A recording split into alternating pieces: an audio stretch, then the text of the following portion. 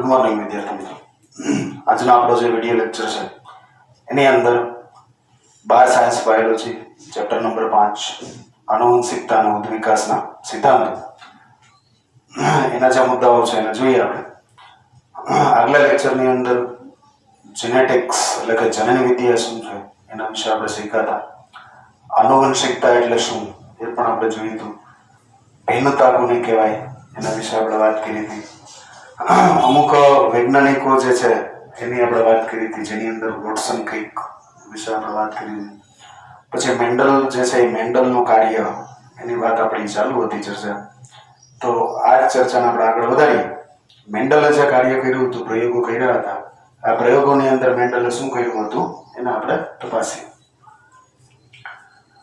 Mendel જે છે એને વટાણાના છોડ ઉપર પ્રયોગો કરેલા હતા। મેન્ડલે વટાણાના શુદ્ધ ઉછેરવાળા બે છોડ, મિત્રો તમારી ટેક્સ્ટબુકમાં લખેલું છે શુદ્ધ ઉછેરવાળા। બરાબર, શુદ્ધ ઉછેર એટલે શું?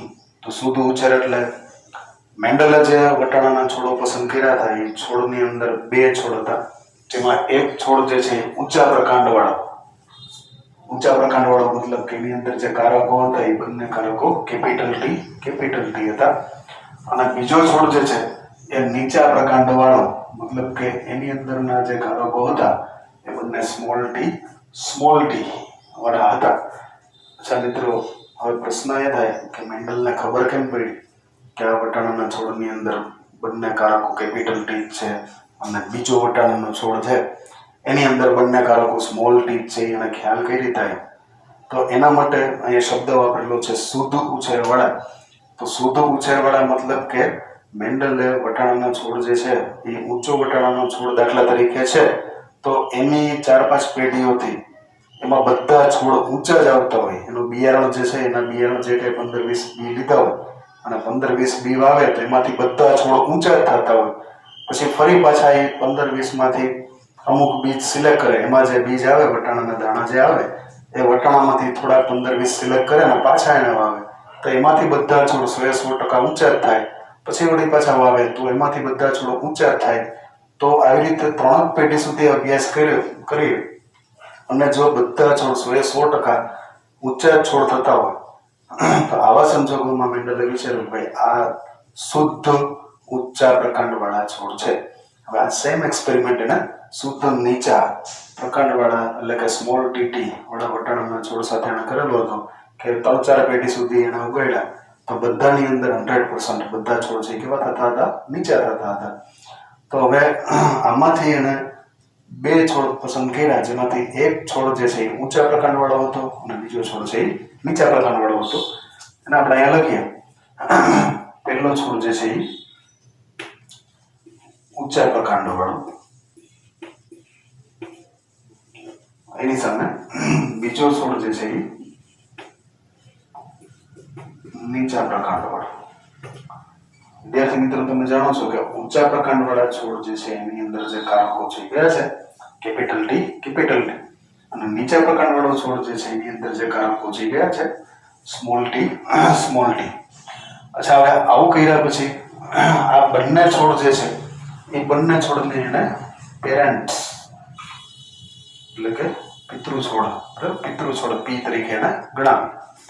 સારું, હવે એને શું કહ્યું કે ઊંચા પ્રકાંડવાળો છોડ જે છે એ ઊંચા પ્રકાંડવાળા છોડની અંદર જ્યારે પુષ્પોદ્ભવ થવાના હતા, મતલબ કે ફૂલ બેસવાના હતા, તે ફૂલ બેસતા પહેલા એની કળી બને, જે કળીને આપણે અપરિપક્વ પુષ્પ તરીકે ઓળખીએ। ખાસ અહીંયા ધ્યાન આપજો, અહીંયા સમુદ્રી જે છે એ સમુદ્રી આખી અહીંયા છુપાયેલી છે। ઊંચા છોડ જે છે એ ઊંચા છોડની અંદર જેટલા પણ પુષ્પ બેઠા 25-30 જે કાંઈ પુષ્પની કળીઓ બેઠી એ કળીઓ એટલે કે અપરિપક્વ પુષ્પ જે હતા એ અપરિપક્વ પુષ્પની અંદરથી એને ચીપીઓ અથવા તો કાતર લઈ અને બધા જ પુષ્પની અંદરથી એના ભૂકેસર જે છે એ દૂર કર્યા। તો આ ભૂકેસર દૂર કરવાની જે પદ્ધતિ જે છે, પ્રક્રિયા જે છે એ પ્રક્રિયાને ઇમેસ્ક્યુલેશન, એને શું નામ આપવામાં આવે છે? ઇમેસ્ક્યુલેશન। આ એક ઇમેસ્ક્યુલેશનની વ્યાખ્યા બોર્ડ ઉપર લખેલી છે। ઇમેસ્ક્યુલેશન એટલે કે પ્રથમ ઊંચા છોડના અપરિપક્વ પુષ્પમાંથી, મિત્રો ફરી પાછું અહીંયા વાર આપું છું, ઊંચા છોડના અપરિપક્વ પુષ્પમાંથી, નહીં કે નીચા છોડ। નીચા પ્રકાંડવાળા છોડને અરે એને કોઈ માથાકૂટ નથી કરી, માત્ર અને માત્ર એને ઊંચા પ્રકાંડવાળા પુષ્પ જે છે એમાંથી જ પુંકેસર જે છે એ પુંકેસરમાં જે પરાગરજ બને એ પહેલા જ એને ચીપિયા વડે દૂર કરી નાખ્યા. તો આ જે પ્રક્રિયા હતી પ્રક્રિયાને ઇમેસ્ક્યુલેશન તરીકે એને ઓળખાય. અચ્છા, હવે બીજો એક શબ્દ આવે છે બેગિંગ. બેગિંગ નો અર્થ એવો થાય છે કે જે ઊંચા પ્રકાંડવાળા જે છોડ હતા એના અપરિપક્વ પુષ્પોમાંથી એને પુંકેસરો દૂર કર્યા પછી આ માત્ર સ્ત્રી કેસર જે છે સ્ત્રી કેસર એમાં વિધા હતા અને આ સ્ત્રી કેસર જે છે એ કોઈ બીજા પરાગરજથી દૂષિત ના થાય એટલા માટે થઈ અને એની ઉપર કોથળીઓ ચડાવી દીધી, પેપર, નાની પેપરની કોથળીઓ. જે મીણિયા કાગળ આવે છે એવા મીણિયા કાગળની કોથળીઓ જે છે બધા જે કાંઈ 25-30 પુષ્પ હતા એ બધા ઉપર એને મીણિયા કાગળની કોથળીઓ જે છે એ કોથળીઓ ચડાવી દીધી. તો આ કોથળીઓ ચડાવવાની જે પ્રક્રિયા છે એ પ્રક્રિયાને બેગિંગ તરીકે ઓળખવામાં આવે છે. વિદ્યાર્થી મિત્રો, વટાણાનું જે પુષ્પ છે એ ઉભયલિંગી છે.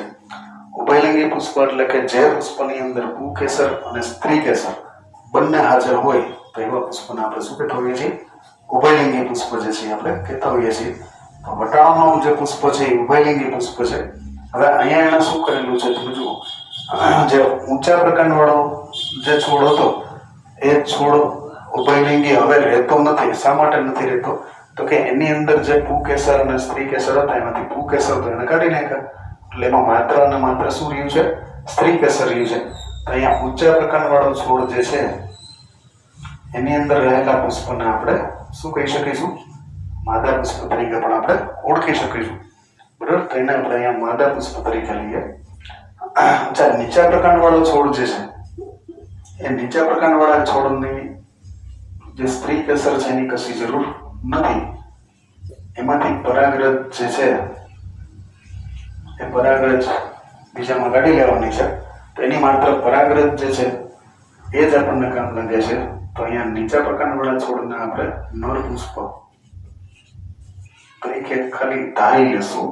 તો હોતા નથી પણ આપણે એને ધારી લેશું. સારું વિદ્યાર્થી મિત્રો, તો અહીંયા ઊંચા પ્રકાંડવાળો છોડ જે છે એનું સ્ત્રી કેસર કામ લાગશે અને નીચા પ્રકાંડવાળો છોડ જે છે એનું આપણે પરાગરજ લેશું. એના પુંકેસરમાંથી જે પરાગરજ ઉત્પન્ન થાય છે એ લેશું. બરાબર, હવે અહીંયા આપણે જોઈએ બુકની અંદર. ત્યારબાદ બીજા વામન છોડ એટલે કે સ્મોલ ટી કારક ધરાવતા છોડ ઉપરથી લીધેલી પરાગરજને ઊંચા છોડના સ્ત્રી કેસર પર છાંટવામાં આવી હતી. બરાબર, મતલબ કે નીચો પ્રકાંડવાળો છોડ છે એની પરાગરજ લઈ અને અહીંયા ઊંચો પ્રકાંડવાળા છોડ જે છે એના સ્ત્રી કેસર ઉપર છાંટવામાં આવેલી હતી. હવે આ છોડમાંથી પ્રાપ્ત થયેલ બીજ જે છે એ બીજને વાવી અને છોડના જૂથમાં ઉછેરવામાં આવે છે. હવે આ બે જે છે એનું ગુણન કરી અને જે છોડો પ્રાપ્ત થયા છે એ છોડ F1 પેઢી, આમાંથી જે છોડ પ્રાપ્ત થયા છે એ છોડ કેવા કહેવાય? F1 પેઢીના છોડ તરીકે આપણે જોઈએ. તો અહીંયા આગળ દાખલા તરીકે આપણને બે છોડ પ્રાપ્ત થયા છે અને અહીંયા પ્રભાવ જે છે એ પ્રભાવ કેપિટલ ટી નો હોવાથી માની લો કે આપણને બંને છોડ જે છે એ ઊંચા જ પ્રાપ્ત થયા. તો બંને છોડ જે છે એ ઊંચા પ્રાપ્ત થયા છે. આ ઊંચા છોડને આપણે F1 પેઢી તરીકે ઓળખીશું. બરાબર, જેના વિશે અહીંયા લખેલું છે. આ પેઢીને પ્રથમ સંતતિ પેઢી એટલે કે ફિલિયલ F1 સંતતિ તરીકે ઓળખવામાં આવે છે. તો આ F1 સંતતિની અંદર બે છોડ આપણને પ્રાપ્ત થયા. આ બંને છોડ જે છે એનું આપણે અવલોકન કર્યું તો બંને ઊંચા પ્રકાંડવાળા છોડ હતા. બંને છોડ છે કેવા હતા? ઊંચા પ્રકાંડવાળા. શા માટે હતા એ સમજાવું તમને. કારણ કે આ બંનેમાંથી કેપિટલ ટી જે છે એ પ્રભાવી છે. કેપિટલ ટી જે છે કેવો છે? પ્રભાવી છે. જ્યારે સ્મોલ ટી જે છે કેવો છે? પ્રછન્ન. તો લક્ષણો જે છે એ લક્ષણો હંમેશા પ્રભાવીના કારકના દેખાતા હોય. એટલા માટે બે છોડ આપણને પ્રાપ્ત થયા. આપણને છોડ દાખલા તરીકે ઊંચા છોડ આપણને પ્રાપ્ત થયા છે. હવે F1 પેઢી જે છે એની વચ્ચે આપણે જો પરાગ નિયન કરાવડાવીએ, મતલબ કે આના પરાગ સ્ત્રી કેસર ઉપર આની પરાગરજ અથવા સ્વપલાન કરાવીએ, પરપરાગ નિયન અથવા તો સ્વપરાગ નિયન કરાવીએ તો આપણને જે પેઢી પ્રાપ્ત થશે તે પેઢી આપણને F2 જે છે એ પ્રાપ્ત થશે. અચ્છા, હવે આ ઊંચા પ્રકાંડવાળો છોડ અને આ પ્રાપ્ત થયેલા ઊંચા પ્રકાંડવાળા છોડ જે છે એની અંદર જે પ્રક્રિયા થઈ હશે એ કેવી હશે? તો કે આમાંથી એક કારક જે છે એ ઊંચા પ્રકાંડવાળો એટલે કે એક કેપિટલ ટી હશે અને બીજો કારક જે છે એ નીચા પ્રકાંડવાળો એટલે કે સ્મોલ ટી હશે. એ જ રીતે અહીંયા પણ એક કેપિટલ ટી અને એક સ્મોલ ટી. આ જે છે એ શુદ્ધ ઊંચા પ્રકાંડવાળા નથી મિત્રો, ખાસ યાદ રાખજો. પેરેન્ટ ની અંદર જે આપણે ઊંચા પ્રકાંડવાળો છોડ લીધો હતો એ શુદ્ધ ઊંચા પ્રકાંડવાળો છોડ હતો, પણ F1 પેઢીની અંદર જે ઊંચા છોડ આપણે લીધા છે એ શુદ્ધ ઊંચા પ્રકાંડવાળા નથી. એ અશુદ્ધ એટલા માટે છે કે એની અંદર ખાલી એક જ કારક કેપિટલ છે, જ્યારે બીજો જે છે એ સ્મોલ છે. હવે આની વચ્ચે જ્યારે પરાગનયન કરાવવામાં આવે છે ત્યારે જે આપણને છોડો પ્રાપ્ત થાય છે એ છોડની જે સંભાવના છે એ સંભાવનાઓને આપણે જોઈએ તો પહેલા છોડમાંથી કેપિટલ ટી લઈએ આપણે અને બીજા છોડમાંથી કેપિટલ ટી લઈએ તો પહેલો છોડ જે છે એ આપણને મળે છે કેપિટલ ટી વાળો એટલે કે શુદ્ધ ઊંચા પ્રકાંડ વાળો છોડ જે છે એ આપણને પ્રાપ્ત થાય છે.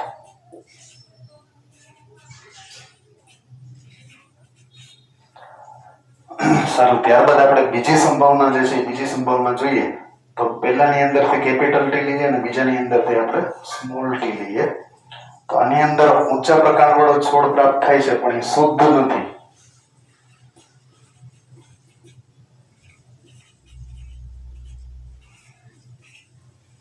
ઊંચા પ્રકારવાળો છોડ. અચ્છા, સંભાવના નંબર 3 લઈએ તો બીજા નંબરના છોડમાંથી આપણે કેપિટલ ટી લઈએ અને પહેલા નંબરના છોડમાંથી આપણે સ્મોલ ટી લઈએ તો અહીંયા કેપિટલ ટી એક પણ આવે છે તો પણ એની પ્રભાવ બતાવે છે એટલે એનો છોડ જે છે એ પણ ઊંચા પ્રકારવાળો છોડ થશે. હવે ચોથા નંબરની જે સંભાવના બાકી રહી છે એમાં સ્મોલ ટી જે આપણને નીચા પ્રકારવાળો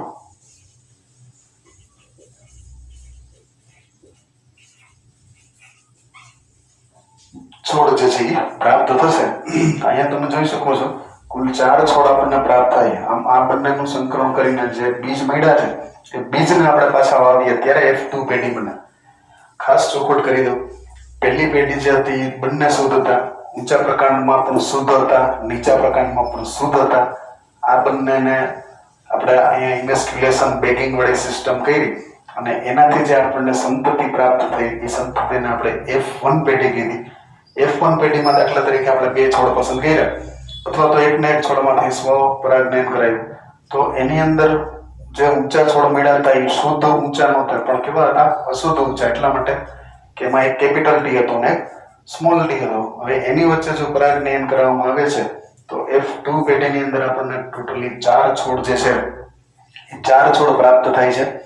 આ 4 છોડની અંદર પ્રથમ છોડ જે છે એ શુદ્ધ ઊંચા પ્રકાંડવાળો છે કારણ કે એની અંદર પહેલામાંથી પણ કેપિટલ ટી અને બીજામાંથી પણ કેપિટલ ટી આવેલો હોય છે. તો આવી રીતે પહેલો છોડ જે છે આપણને કેવો પ્રાપ્ત થાય છે? શુદ્ધ ઊંચા પ્રકાંડવાળો છોડ પ્રાપ્ત થાય છે. બીજા નંબરના છોડની અંદર પહેલામાંથી કેપિટલ ટી અને બીજામાંથી સ્મોલ ટી. તો આ જે છે એ ઊંચો પ્રકાંડવાળો છે પણ એ શુદ્ધ ઊંચા પ્રકાંડવાળો નથી. ત્રીજાની અંદર પહેલામાંથી સ્મોલ ટી લઈએ અને બીજામાંથી કેપિટલ ટી લઈએ તો પણ આપણને ઊંચા પ્રકાંડવાળો છોડ પ્રાપ્ત થાય છે પરંતુ આ શુદ્ધ છોડ છે નહીં. ચોથા નંબરમાં બંનેમાંથી સ્મોલ ટી લઈએ તો એની અંદર આપણને આ પ્રચ્છન્ન લક્ષણ જે છે નીચો પ્રકાંડ એ નીચા પ્રકાંડવાળો છોડ જે છે આપણને પ્રાપ્ત થતો હોય છે.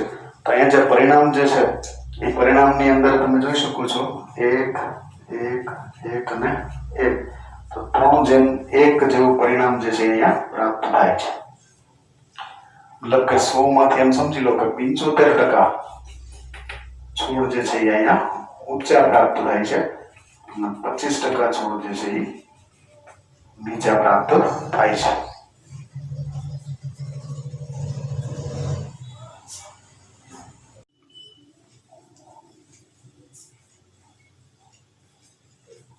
સારું વિદ્યાર્થી મિત્રો, તો આપણે મેન્ડલે કરેલો જે પ્રયોગ છે એ પ્રયોગના પરિણામો શું હતા એના વિશે આપણે ચર્ચા કરીએ. મેન્ડલે વટાણાના ઊંચા અને નીચા છોડનું સંકલન કરી અને F1 પેઢી જે છે એની સંતતિ જે છે એને મેળવી મતલબ કે પિતૃ પેઢી તરીકે એને એક છોડ જે છે એ ઊંચો શુદ્ધ ઊંચા પ્રકારવાળો લીધો હતો અને બીજો છોડ જે છે એ શુદ્ધ નીચા પ્રકારવાળો એને લીધેલો હતો અને આમાંથી એને F1 પેઢી જે છે એ સંતતિ તરીકે એને પ્રાપ્ત થયેલી હતી. હવે F1 પેઢી જે છે એના અવલોકનમાં મેન્ડલે શું કર્યું? મેન્ડલે જોયું કે F1 પેઢીમાં બધા છોડ છે એ કેવા હતા? ઊંચા હતા. અહીંયા ખાસ યાદ રાખજો આ મુદ્દો. F1 પેઢીના જેટલા પણ છોડ થયા એ બધા ઊંચા થયા. આ છોડ જે છે એ ઊંચા થવા પાછળનું જે રીઝન છે એ એવું છે કે કેપિટલ ટી જે છે એ પ્રભાવી જનીન છે અને સ્મોલ ટી છે એ પ્રચ્છન્ન જનીન છે. પ્રભાવી જનીન બે હોય તો પણ છોડ ઊંચા પ્રકારવાળા થાય અને પ્રભાવી જનીન માત્ર એક, દાખલા તરીકે એક કેપિટલ ટી હોય તો પણ છોડ જે છે એ ઊંચા થશે. તો આ રીતે એને જે કંઈ છોડ પ્રાપ્ત થયા એ બધા કેવા હતા? ઊંચા હતા, જે પોતાના એક ઊંચા પિતૃઓને સમાન હતા. મતલબ કે F1 પેઢી જે છે એ F1 પેઢીમાં કેપિટલ ટી એટલે કે ઊંચા પિતૃને સમાન હતા. કોઈ પણ છોડ જે છે એ નીચા એના મેળા ન હતા. આ મુદ્દો ખાસ નોંધી લેજો. MCQમાંથી પૂછાઈ શકે કે F1 પેઢીમાં મેન્ડલે કરેલા પ્રયોગોમાં નીચા છોડની સંખ્યા કેટલી? તો જવાબ આવે 0. બરાબર, આમાંથી ડિસ્ટેટ કરીને ફેરવીને પણ પ્રશ્ન પૂછાઈ શકે છે. F1 પેઢીમાં એને એક નીચો છોડ મળેલો ન હતો. તેમણે નોંધ્યું કે F1 સંતતિમાં બેમાંથી એક પિતૃઓના લક્ષણો જે છે અભિવ્યક્ત થયા, એટલે કે કેપિટલ ટી જે છે એના લક્ષણો અભિવ્યક્ત થયા, જ્યારે બીજા પિતૃ એટલે કે સ્મોલ ટી ના લક્ષણો જે છે એ અભિવ્યક્ત થયા વગરના રહ્યા, મતલબ કે અભિવ્યક્ત થયા નહીં. તો એનો મતલબ એવો નથી થતો કે જે સ્મોલ પ્રચ્છન્નકારક જે છે એની ગેરહાજરી, એવો નથી થતો. કેપિટલ ટી અને સ્મોલ ટી બંને હાજર છે, પણ સ્મોલ ટી જે છે એ પ્રચ્છન્ન હોવાને કારણે પોતાની અસર દેખાડતું નથી. દાખલા તરીકે આપણે બોર્ડ ઉપર લખીએ કે કેપિટલ ટી અને સ્મોલ ટી, આ બંનેને આપણે ભેગા કરીએ છીએ તો જે છોડ બને છે એમાંથી એકમાંથી આપણે કેપિટલ ટી લઈએ અને બીજામાંથી આપણે સ્મોલ ટી લઈએ. બીજી એક પ્રોડક્ટ જે છે એ બને એ પણ આની સંતતિ તરીકે લઈએ. તો બીજી સંતતિની અંદર પણ કેપિટલ ટી સ્મોલ ટી બને છે. આ જે પેઢી છે એ F1 પેઢી છે.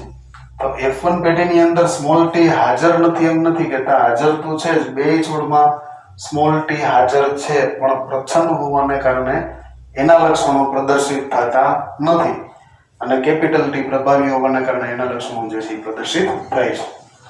સારું, F1 પેઢીના બધા છોડોનું સ્વફલન, હવે આપણા F1 પેઢી જે છે આ F1 પેઢીના છોડોનું સ્વફલન જે છે એ આપણે કરાવીએ તો F2 પેઢી જે છે એ આપણને અહીંયા પ્રાપ્ત થશે. હવે જે પેઢી પ્રાપ્ત થઈ છે એ કઈ છે? તો કે F2 પેઢી પ્રાપ્ત થઈ છે. આ F2 પેઢીની અંદર જે 4 છોડો પ્રાપ્ત થયા છે એ 4 છોડમાંથી પહેલો છોડ જે છે કેપિટલ ટી વાળો, બીજો છોડ છે કેપિટલ ટી સ્મોલ ટી વાળો, ત્રીજો છોડ છે એ પણ કેપિટલ ટી સ્મોલ ટી વાળો અને ચોથો છોડ જે છે એ સ્મોલ ટી વાળો. મતલબ કે ચોથો નંબરનો જે છોડ છે એ નીચા પ્રકારવાળો છોડ જે છે, જ્યારે બાકીના આગલા 3 જે છે એ તમને કેવા છે? ઊંચા પ્રકારવાળા. તો F2 પેઢીમાં 1/4 છોડ એટલે કે 25% છોડ જે છે એ જ માત્ર નીચા હતા, જ્યારે 3/4 છોડ એટલે કે 75% છોડ જે છે એ ઊંચા પ્રકારવાળા પ્રાપ્ત થયેલા હતા. આ બંને તેમના પિતૃ છોડના સમાન લક્ષણો ધરાવતા હતા. વચગાળાની કોઈ અભિવ્યક્તિ, મતલબ કે બેની ભેગી અસર, એ વચગાળાની અભિવ્યક્તિ જે છે એ અહીંયા જે મેન્ડલનો એક સંકરણનો પ્રયોગ છે એમાં પ્રાપ્ત થયેલી ન હતી. બરાબર, આ મુદ્દો ખાસ ધ્યાન આપજો કે મધ્યમ પ્રકારવાળા, બહુ ઊંચાઈ નહીં બહુ નીચાઈ નહીં, એવો કોઈ મીડિયમ વાળો રસ્તો હતો જ નહીં. બરાબર, કાં તો ઊંચા છોડ પ્રાપ્ત થયા અને નીચા છોડ પ્રાપ્ત થયા. નીચા છોડ કેટલા પ્રાપ્ત થયા? તો કે 1/4 એટલે કે 25%. ઊંચા છોડ કેટલા પ્રાપ્ત થયા? તો કે 3/4 એટલે કે 75% પ્રાપ્ત થયા હતા. અન્ય લક્ષણોની અંદર પણ આ પ્રયોગો એને કર્યા, તેમાં આવા જ પરિણામો પ્રાપ્ત થયા. એટલે કે F1 પેઢીમાં માત્ર એક જ પિતૃઓના લક્ષણો પ્રદર્શિત થયા, એટલે કે પ્રભાવી જનીન જે કારક ધરાવતા હતા એના લક્ષણો F1 પેઢીમાં પ્રાપ્ત થયા. અને F2 પેઢી જે છે એ F2 પેઢીમાં બંને પિતૃઓના લક્ષણો જે છે અભિવ્યક્ત થયા, પણ 3:1 પ્રમાણમાં. મતલબ કે 3 પ્રમાણ જે છે એ પ્રભાવીનું અને 1 પ્રમાણ જે છે એ પ્રચ્છન્ન એના પ્રમાણમાં અભિવ્યક્ત થયેલા હતા.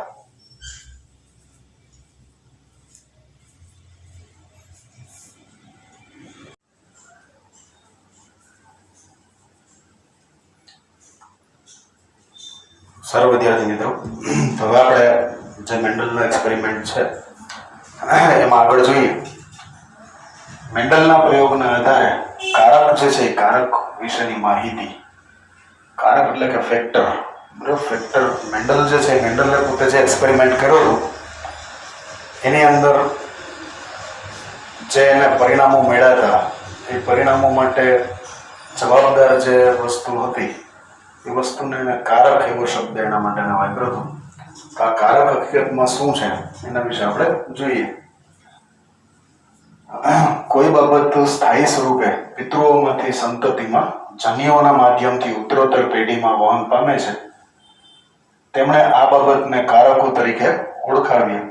અહીંયા પહેલી લાઈન જે છે, પહેલી લાઈનમાં કારક જે છે એની ડેફિનેશન, એની વ્યાખ્યા, મેન્ડલ જે છે, મેન્ડલ કારક કોને કહેતો હતો એ વ્યાખ્યા તમને અહીંયા પહેલી લાઈનની અંદર જોવા મળે છે, બરાબર. કોઈ બાબત સ્થાયી સ્વરૂપે, બરાબર, કોઈ બાબત જે છે એ ટેમ્પરરી નહીં પણ પરમેનન્ટ સ્વરૂપે પિતૃઓમાંથી જ્યારે સંતતિઓમાં જન્યુઓના માધ્યમથી, અહીંયા જે માધ્યમ જે છે, માધ્યમ છે જન્યુઓનું માધ્યમથી ઉત્તરોત્તર પેઢીમાં, મતલબ કે ખાલી એક જ પેઢીમાં નહીં પણ ઉત્તરોત્તર 2-3 પેઢીમાં વહન પામે છે. તો આ જે બાબત જે છે એ બાબતને એને કારક એટલે કે ફેક્ટર્સ તરીકે ઓળખાવ્યા.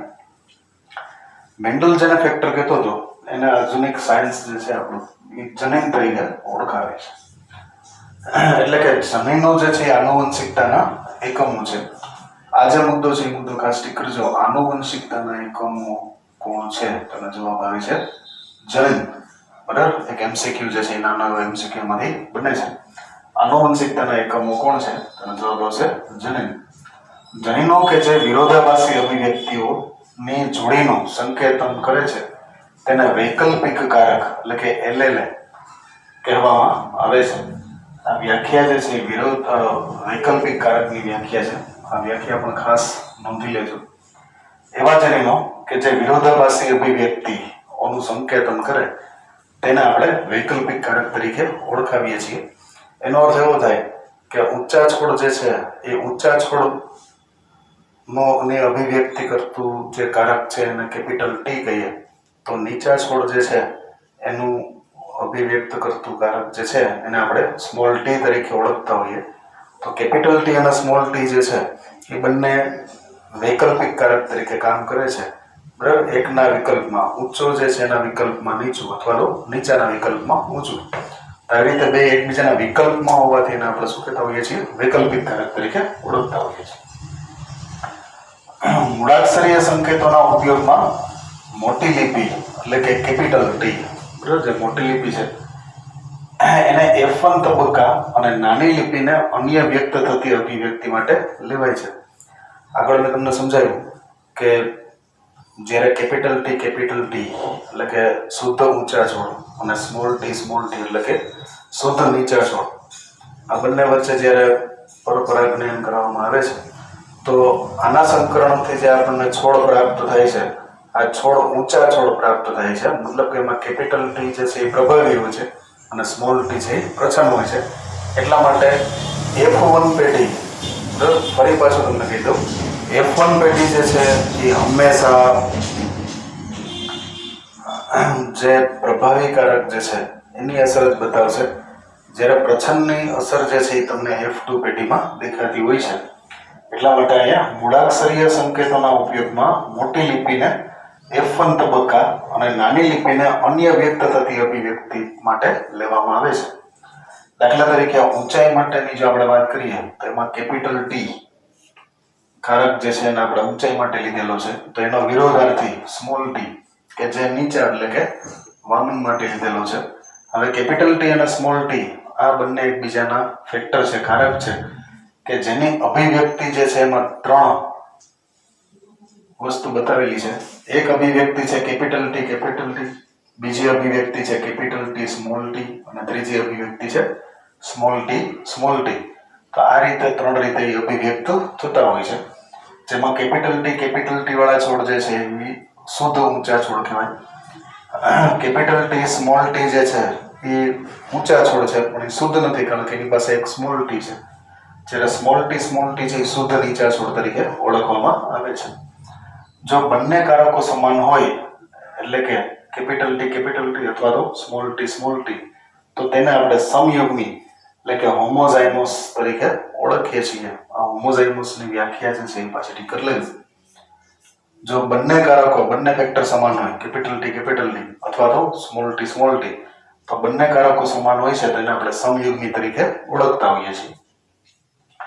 કેપિટલ ટી અને સ્મોલ ટી છોડના જનીન પ્રકાર જે છે એ કેપિટલ ટી અને સ્મોલ ટી જે છે એને આપણે જનીન પ્રકાર એટલે કે જીનોટાઇપ્સ તરીકે આપણે એને ઓળખીએ છીએ. જ્યારે આપણે ઊંચા પ્રકાંડવાળા અને નીચા પ્રકાંડવાળા એમાં જે ઊંચા શબ્દ વાપરીએ છીએ એનો દેખાવ સ્વરૂપ છે એટલા માટે એને ઇંગ્લિશમાં ફેનોટાઇપ કહેવામાં આવે છે. અહીંયા બે શબ્દ જે છે ઇંગ્લિશના બે શબ્દ તમારે ખાસ પાકા કરવાના છે. પહેલો શબ્દ આવે છે જીનોટાઇપ અને બીજો શબ્દ છે ફેનોટાઇપ. જીનોટાઇપ જે છે એ જીનોટાઇપ એટલે જીન છે ને જનીન બરાબર. કેપિટલ ટી અથવા સ્મોલ ટી એને આપણે જીનોટાઇપ કહીએ. અને છોડ જે છે ઊંચા થાય છે અથવા નીચા થાય છે મતલબ કે એની જે અભિવ્યક્તિ થાય છે એ અભિવ્યક્તિને આપણે દેખાવ સ્વરૂપ એટલે કે ફેનોટાઇપ તરીકે ઓળખતા હોઈએ છીએ. અસમાન કારકોની જોડમાં કોઈ એક બીજા ઉપર પ્રભાવી બને છે અને F1 પેઢીમાં અભિવ્યક્ત થાય છે જેને આપણે પ્રભાવી કારક એટલે કે ડોમિનન્ટ અને અભિવ્યક્ત ન થતા કારકને આપણે પ્રચ્છન્ન કારક એટલે કે રેસેસિવ તરીકે ઓળખીએ છીએ. અહીંયા બે વસ્તુઓ દાખલા તરીકે F1 પેઢી જે છે આપણે સંકરણ નું એક્ઝામ્પલ લઈએ. કેપિટલ ટી નું સંકરણ છે એ આપણે સ્મોલ ટી સાથે કરાવડાવીએ તો આનું રિઝલ્ટ જે મળે છે આપણને કેપિટલ ટી સ્મોલ ટી આવા રિઝલ્ટો કંઈક પ્રાપ્ત થતા હોય તો આની અંદર કેપિટલ ટી જે છે એ પ્રભાવી છે. પ્રભાવી જે છે ને ઇંગ્લિશમાં આપણે ડોમિનન્ટ DOMINANT અને અભિવ્યક્ત ન થતા બરોબર છે બંને જનીનો છે પણ કેપિટલ ટી એક પણ હોવાને કારણે છોડ જે છે એ ઊંચા થાય છે જ્યારે નીચા છોડનો જનીન હાજર છે પણ એની અસર જે છે એ પ્રગટ નથી થતી એટલા માટે એને આપણે પ્રચ્છન્નકારક એટલે કે રેસેસિવ તરીકે ઓળખતા હોઈએ છીએ. સમયુગ્મી જે છે એની અંદર કારકો જે છે એ સમાન હોય મતલબ કે કેપિટલ ટી બંને કારકો છે કેપિટલ ટી અથવા તો બંને કારકો છે સ્મોલ ટી હોય છે. પણ વિષમયુગ્મી જે છે એમાં બંને કારકો સરખા હોતા નથી મતલબ કે એક કારક જે છે એ કેપિટલ ટી છે અને બીજો કારક છે સ્મોલ ટી છે. તો જેમાં બે કારકો સરખા ન હોય એને આપણે વિષમયુગ્મી કહીએ અને જેમાં બંને કારકો સરખા હોય એને આપણે સમયુગ્મી તરીકે ઓળખતા હોઈએ છીએ. કેપિટલ ટી અને સ્મોલ ટી વચ્ચે કરાવાતા સંકરણને એક સંકરણ એટલે કે મોનોહાઇબ્રિડ એક્સપેરિમેન્ટ કહેવામાં આવે છે. આ જે મુદ્દો છે એમસીક્યુ માટે ખાસ આઈએમપી છે. કેપિટલ ટી અને સ્મોલ ટી વચ્ચે કરાવાતા જે સંકરણ છે એ સંકરણને આપણે કેવો પ્રયોગ કહીએ છીએ તો કે એક સંકરણનો પ્રયોગ કહીએ છીએ. આગળ જતા આપણે દ્વિસંકરણના પ્રયોગ પણ મંડલના જોવાના છે પણ અહીંયા જે એક્સપેરિમેન્ટ છે એક સંકરણનો પ્રયોગ છે જેની અંદર ખાસ યાદ રાખવાનું છે કે કેપિટલ ટી સ્મોલ ટી નું જે સંકરણ છે એ સ્મોલ ટી સાથે કરવામાં આવે છે તેને આપણે મોનોહાઇબ્રિડ એક્સપેરિમેન્ટ કહીએ છીએ. એક સંકરણનો પ્રયોગ જે છે એને આપણે કહીએ છીએ.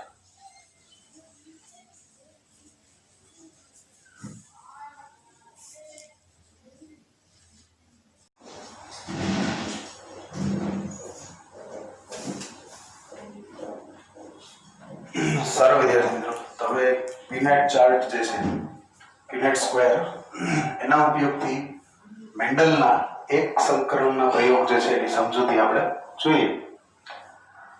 પીનેટ સ્ક્વેર જે છે એ શું છે, પીનેટ સ્ક્વેરની શોધ કોણે કરી, એનો આપણે અહીંયા ઉપયોગ કઈ રીતે કરી શકીએ એના વિશેની માહિતી જે છે એ પહેલા આપણે મેળવી.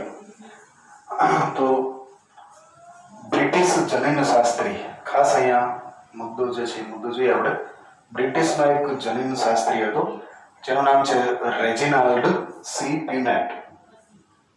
ખાસ નોંધજો, રેજિનાલ્ડ સી પીનેટ નામના એક બ્રિટિશનો જનીનશાસ્ત્રી જે છે એણે આ પદ્ધતિનો ઉપયોગ જે છે કરેલો હતો. પીનેટ સ્ક્વેરના અધ્યયનની મદદથી પિતૃઓ દ્વારા જન્યુઓનું નિર્માણ, ફલિતાંડનું નિર્માણ F1 અને F2 સંતતિના છોડ જે છે એને સમજી શકાય છે. વિદ્યાર્થી મિત્રો, યુનિટ સ્ક્વેર જે છે શબ્દ તમારા માટે નવો છે. આ શબ્દની માહિતી આપણે મેળવીએ. પીનેટ સ્ક્વેર જે છે એનો સૌપ્રથમ ઉપયોગ કરનાર જનીન શાસ્ત્રી જે છે એ છે રેજિનાલ્ડ સી પ્યુનેટ. અને પીનેટ સ્ક્વેર જે છે એ એક આલેખ, એક ગ્રાફિકલ સમજૂતી છે. અને આ પીનેટ સ્ક્વેરના અધ્યયનની મદદથી આપણે પિતૃઓ દ્વારા જે કાંઈ જન્યાઓ ઉત્પન્ન થાય છે એ જન્યાઓનું નિર્માણ, જન્યુઓ ભેગા મળીને જે ફલિતાંડ બનાવે છે ફલિતાંડનું નિર્માણ, પછી F1 અને F2 પેઢી જે છે એને સંતતિના છોડ જે છે એને આપણે સમજી શકીએ છીએ. આ આલેખીય રજૂઆત જે છે જનનિક સંકરણના પ્રયોગમાં સંતતિના સંભવિત બધા જ જનીન પ્રકારની ગણતરી જે છે એ ગણતરી માટે વપરાતા હોય છે. આપણે જે વાત કરતા હતા એ વાતની અંદર કેપિટલ ટી સ્મોલ ટી, તો એની અંદર જે સંભવિત 50% વાળી વાત આપણે થોડી વાર પહેલા કરી, તો સંભવિત જનીનો જે છે કે 2 કેપિટલ ટી અને 2 સ્મોલ ટી વચ્ચે સંકરણ કરાવીએ તો આપણને જે છોડ મળે એ કેપિટલ ટી સ્મોલ ટી વાળા છોડ જે છે એ મળે છે. કેપિટલ ટી સ્મોલ ટી જે છે એનું સંકરણ વળી પછી આપણે બીજા કેપિટલ ટી સ્મોલ ટી સાથે કરાવીએ તો આપણને જે 3:1 નો રેશિયો મળતો હતો કે 3 છોડ જે છે એ આપણને ઊંચા મળતા હતા અને 1 છોડ છે આપણને નીચા મળતો હતો. આ બધી સંભાવનાઓ જે છે આ પીનેટ સ્ક્વેરના અભ્યાસથી, અધ્યયનથી ખૂબ જ સહેલાઈથી આપણે કરી શકીએ. પીનેટ સ્ક્વેર જે છે એ આપણો જે મુદ્દો છે એ મુદ્દાને અઘરો બનાવવા માટે નહીં પરંતુ સહેલો બનાવવા માટે થઈ અને એનો ઉપયોગ કરવામાં આવે છે. મિત્રો, એક વાત તમે જાણો છો કે આલેખીય રજૂઆત જે છે એ હંમેશા આપેલા મુદ્દાને બને એટલી સહેલી રીતે રજૂ કેમ કરવી એના માટે થઈને આલેખીય રજૂઆતો થતી હોય છે, નહીં કે બાબતને અઘરી બનાવવા માટે. તો પીનેટ સ્ક્વેર જે છે એ એક એવી સરળ પદ્ધતિ છે કે જેનાથી આપણે આલેખ દ્વારા આપણે જે કાંઈ થિયરી લાંબી સમજાવી છે એને એક પીનેટ સ્ક્વેરના આલેખ દ્વારા આપણે સમજાવી શકતા હોઈએ છીએ. જ્યારે અર્ધીકરણ દરમિયાન, અર્ધીકરણ શબ્દ જે છે એ તમને ખ્યાલ છે, પ્રજનન કોષો જે છે એની અંદર અર્ધીકરણ થતું હોય છે અને બીજા કોષો જે છે દૈહિક કોષ એમાં વિભાજન થતું હોય છે. જે તમે 11મા ધોરણમાં કોષ વિભાજન વાળો જે મુદ્દો છે એમાં શીખી ગયા છો. તો જ્યારે અર્ધીકરણ દરમિયાન ઊંચા અને નીચા છોડ જન્યુઓનું નિર્માણ કરે છે ત્યારે પિતૃ જોડના એલેલ એકબીજાથી વિશ્લેષણ પામી અને માત્ર એક જ એલેલ જે છે જન્યુઓની અંદર પ્રવેશે છે. એલેલ જે છે એ દરેક પિતૃઓ પાસે 2 હોય છે. એક એલેલ જે છે એ પરાગરજની અંદર હોય છે અને બીજો એલેલ, બીજા 2 એલેલ જે છે એ અંડકોષ જે છે એની અંદર હોય છે. 2 માંથી એક એલેલ જે છે એ નવી સંતતિમાં પ્રવેશ પામતા હોય છે. આ વિશ્લેષણ જે છે એ રેન્ડમલી એટલે કે અનિયમિત હોય છે, એમાં કોઈ નિયમ નથી અને જન્યુઓમાં કોઈ એક એલેલ હોવાની જે સંભાવના છે એ 50%, 50% જેવી સંભાવના છે. તો આ પ્રકારે ઊંચા છોડમાં ટી કારક, મતલબ કે ઊંચો છોડ જે છે એમાં કેપિટલ ટી નામનો કારક અને નીચો છોડ જે છે એની અંદર સ્મોલ ટી નામનો કારક જે છે એ હોય છે. હવે દાખલા તરીકે જ્યારે આપણે કેપિટલ ટી અને સ્મોલ ટી, બરોબર, મતલબ કે શુદ્ધ ઊંચા છોડ અને શુદ્ધ નીચા છોડ, આ બંનેનું જ્યારે સંકલન કરાવડાવીએ છીએ ત્યારે બંનેમાંથી એક એલેલ, બરોબર, દાખલા તરીકે પહેલો જે છે એ અહીંયાથી અને અહીંયાથી, એટલે આ રીતે કેપિટલ ટી અને સ્મોલ ટી, એટલે બંનેમાંથી એક એલેલ જે છે એ F1 પેઢી જે છે F1 પેઢીની સંતતિમાં ઉતરી આવે છે. આ જે વસ્તુ છે એને આપણે પીનેટ ચાર્ટની અંદર અભ્યાસ કરવાનો હોય છે. ફલન દરમિયાન આ 2 માંથી એક એલેલ, બરાબર, મતલબ કે એક એલેલ જે છે ઊંચા છોડમાંથી અને બીજો એલેલ છે નીચા છોડમાંથી પિતૃઓમાંથી પરાગના માધ્યમ દ્વારા અને બીજું એલેલ જે છે અંડકોષના માધ્યમમાંથી આવી અને જોડાણ પામીને યુગ્મન જે છે એ બનાવે છે, જે કેપિટલ ટી અને સ્મોલ ટી એલેલ ધરાવે છે, બરાબર. તો અહીંયા આપણે જોઈએ છીએ કે આપણે જે પ્રયોગ કર્યો તેની અંદર ઇમેસ્ક્યુલેશન એન્ડ બેગિંગ આપણી સિસ્ટમ જે છે આપણે જોઈ હતી આગલા લેક્ચરમાં. ઇમેસ્ક્યુલેશન જે છે એનો મતલબ શું થતો હતો તો કે ઊંચા છોડ જે છે એમાંથી પરાગરજને જે પુંકેસરો છે એને દૂર કરતા હતા. તો અહીંયા આગળ કેપિટલ ટી જે છે એમાં માત્ર સ્ત્રી કેસર જ છે, જ્યારે સ્મોલ ટી વાળો છોડ જે છે, નીચો છોડ જે છે એની આપણે લીધેલી હતી પરાગરજ. હવે આનું આપણે જ્યારે પરાગનયન કરાવડાવેલું છે તો આ પરાગનયન દરમિયાન અહીંયા પરાગરજ જે છે એમાંથી સ્મોલ ટી અને સ્ત્રી કેસરની અંદર જે અંડક છે એનો કેપિટલ ટી, આ રીતે બંનેમાંથી એક એક એલએલ જે છે એ ભેગા થઈ અને ફલિતાંડ જે છે એ બનાવતા હોય છે. આ વિરોધાભાસી લક્ષણો એટલે કે કેપિટલ ટી સ્મોલ ટી પ્રદર્શિત કરતો છોડ જે છે, હવે F1 પેઢીનો જે છોડ છે એ છોડને આપણે વિષમ યુગ્મી, આ જે છોડ છે એને આપણે શું કહીશું? વિષમ યુગ્મી કહીશું, એટલે કે હેટ્રોઝાયગસ તરીકે આપણે એને ઓળખીશું. હેટ્રોઝાયગસ તરીકે ઓળખવા પાછળનું મેઇન કારણ છે કે એની અંદર બંને એલેલ જે છે એ સમ નથી, સરખા નથી, પણ વિશેષ છે, એટલા માટે આપણે એને વિષમ યુગ્મી તરીકે ઓળખીએ છીએ.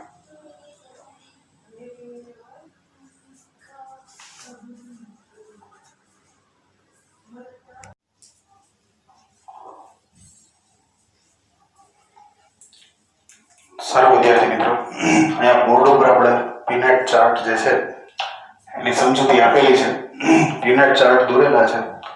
આ પીનેટ ચાર્ટનો અભ્યાસ જે છે આપણે કઈ રીતે કરવો એ પહેલા જોઈએ.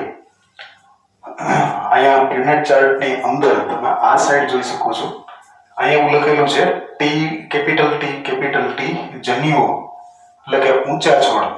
કેપિટલ ટી જનીન જે છે એ પ્રભાવી જનીન છે, અને આવા જનીન ધરાવતા છોડ જે છે એ ચાહે એક કેપિટલ ટી હોય કે પછી બે કેપિટલ ટી હોય તો પણ તે ઊંચા છોડ જ હોય. અને અહીંયા બે કેપિટલ ટી જે છે એવું દર્શાવે છે કે આ શુદ્ધ ઊંચા છોડ છે, મતલબ કે 3-4 પેઢીથી આના જે કાંઈ બિયારણો વાવવામાં આવે છે એમાં બધા છોડ છે એ ઊંચા થાય છે, તો એ દર્શાવે છે કે આ શુદ્ધ સમજન્યુક્ત ઊંચા છોડ છે. એવી જ રીતે સામેની સાઈડ અહીંયા તમે જોઈ શકો છો સ્મોલ ટી કે જે નીચા છોડ, જે શુદ્ધ નીચા છોડ, બરાબર, જેની આની જેમ જ એની પણ 2-3 પેઢીથી જેટલા પણ બિયારણ વાવવામાં આવે તેમાંથી 100% બધા છોડ છે કેવા થતા હોય? નીચા છોડ થતા હોય.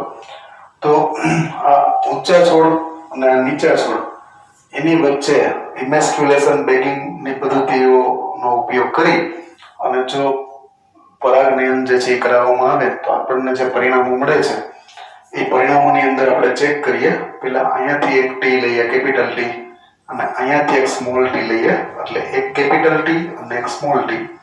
એ જ રીતે આપણે ફરી પાછો આ એક કેપિટલ ટી જે છે અહીંયાથી લીધો છે અને આ એક સ્મોલ ટી છે અહીંયાથી લીધો છે, તો કેપિટલ ટી સ્મોલ ટી, એટલે બીજું પરિણામ જે છે એ પણ આપણને કેપિટલ ટી સ્મોલ ટી મળે છે.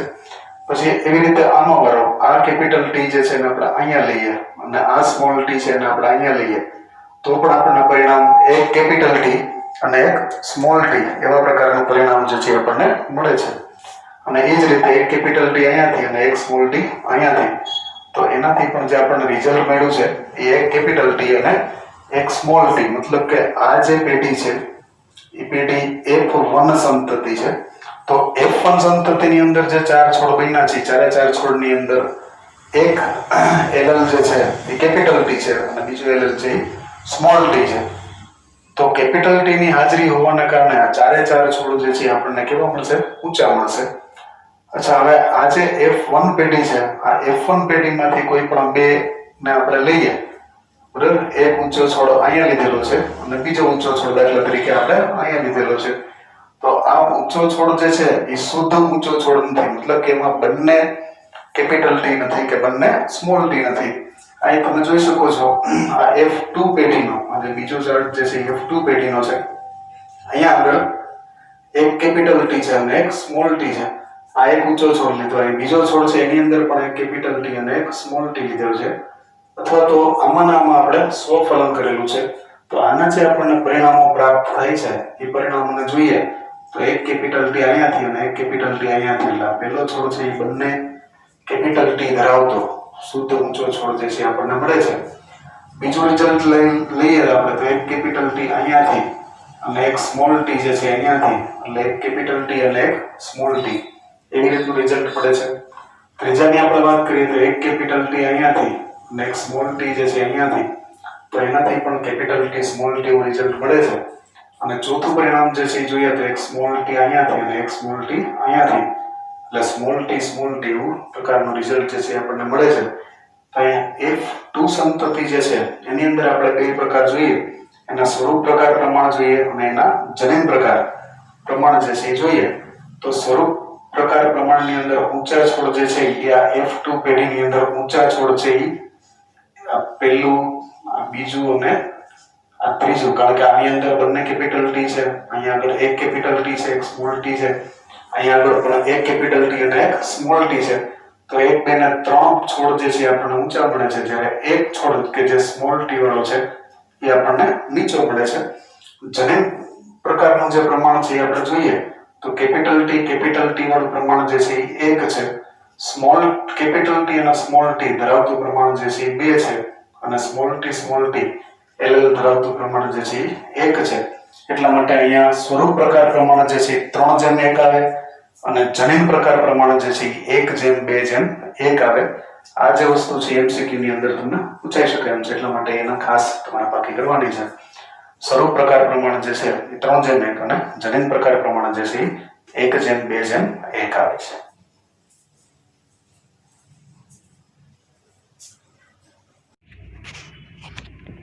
સારું વિદ્યાર્થી મિત્રો, તો અહીંયા આપણો આજનો જે લેક્ચર છે એ પૂરો થાય છે. આજના લેક્ચરમાં જે કંઈ આપણે શીખ્યા છીએ, સમજ્યા છીએ, એના ઉપરથી 4 પ્રશ્ન તમારી સામે બોર્ડમાં દેખાય છે. આ 4 પ્રશ્નની અંદર પહેલો પ્રશ્ન જે છે એ છે મેન્ડલના પ્રયોગના આધારે પ્રભાવી અને પ્રચ્છન્ન જનીનો શું છે તે સમજાવું. મિત્રો, આ પ્રશ્નની અંદર તમારે કેપિટલ ટી પ્રભાવી અને સ્મોલ ટી પ્રચ્છન્ન જનીન શું છે એની વ્યાખ્યાઓ જે છે એ તમે લેક્ચરને સહેજ આગળ ફોરવર્ડ કરશો એટલે એમાં આવશે, એમાંથી એની ડેફિનેશન લખવાની છે. પ્રશ્ન નંબર 2 છે મેન્ડલના પ્રયોગના આધારે જનીન સ્વરૂપ એટલે કે જીનોટાઈપ, બરાબર, અને દેખાવ સ્વરૂપ એટલે કે ફોનટાઈપ જે છે એ બેને સમજાવવાના છે. બેની વ્યાખ્યા જે છે એ મેં લેક્ચરમાં વ્યવસ્થિત રીતે તમને હાઇલાઇટ કરેલી જ છે. તો બેની વ્યાખ્યા, જનીન સ્વરૂપની વ્યાખ્યા અને દેખાવ સ્વરૂપની વ્યાખ્યા શું છે એ તમારે સમજાવવાનું છે. એના પછીનો પ્રશ્ન નંબર 3 જે છે એ 3ની અંદર પ્યુનેટ સ્ક્વેર જે છે એનો ઉપયોગ સૌપ્રથમ કોણે કરેલો હતો અને શા માટે કરેલો હતો એના વિશેની માહિતી જે છે એ તમારે આપવાની છે. અને છેલ્લે જે પ્રશ્ન છે એની અંદર પ્યુનેટ સ્ક્વેરની આકૃતિ જે છે એ વ્યવસ્થિત રીતે ફરીથી આકૃતિ દોરવાની છે. બરાબર વિદ્યાર્થી મિત્રો, આશા રાખું કે આ લેક્ચરની અંદર તમને બધું સમજાઈ ગયું હશે. કોરોનાનો પ્રકોપ જે છે એ દિવસે દિવસે વધતો જાય છે, તો ફરી પાછું લેક્ચર પૂરો કરતાં પહેલાં ફરી એકવાર પાછી રિક્વેસ્ટ તમને કરું છું, મહેરબાની કરીને બધા ઘરમાં રહેજો, ખોટા દોડાદોડી ના કરતા, કારણ કે આ રોગ ક્યારે કોને પકડી લે કાંઈ નક્કી નથી અને હવે બેકાબૂ બની ગયો છે. તો થોડી કાળજી રાખજો, થોડી સાવચેતી રાખજો. Wish you best luck for your examination, for your preparation. Good bye, આવજો.